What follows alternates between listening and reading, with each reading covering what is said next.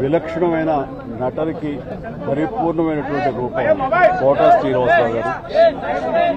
మహానటుడు, legendary character actor.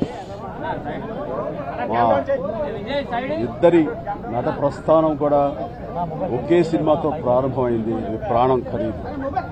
Of course ఇక్కడే నారాయణమూర్తి ఉన్నాడు. నారాయణమూర్తి కూడా ఆ సినిమాతోనే ప్రారంభమైంది అనుకోవచ్చు. సో సుదీర్ఘమైనటువంటి ఈ నట ప్రస్థానంలో మా అనుబంధం వెనవేస్తుంది. అంతా ఆయనతో నటిస్తున్నప్పుడు తెర మీద ఆయన నటనను చూసి అద్భుతం అనుకోవడం వేరు.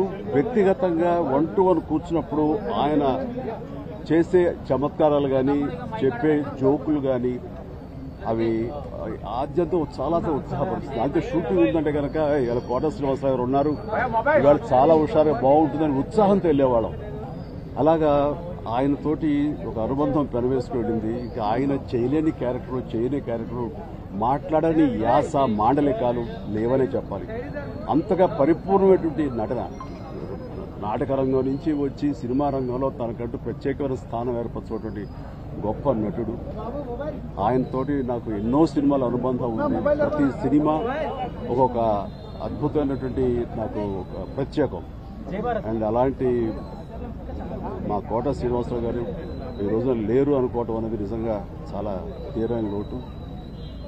అండ్ ఇది వాళ్ళ కుటుంబానికి, పరిశ్రమకి తీరైన లోటు. అలాంటి మహానటుడు, అలాంటి వైవిధ్య పాత్రలు పోషించేటటువంటి విలక్షణమైన నటుడు మళ్ళీ వస్తారని అనుకోవటం లేదు. అలాంటి నటుడు మనకు దొరకరేమో కూడా, ఉండరేమో కూడా. అది ఎవరు పూర్తి చేయటువంటి చాలా భారీ నష్టం ఈ పరిశ్రమకి.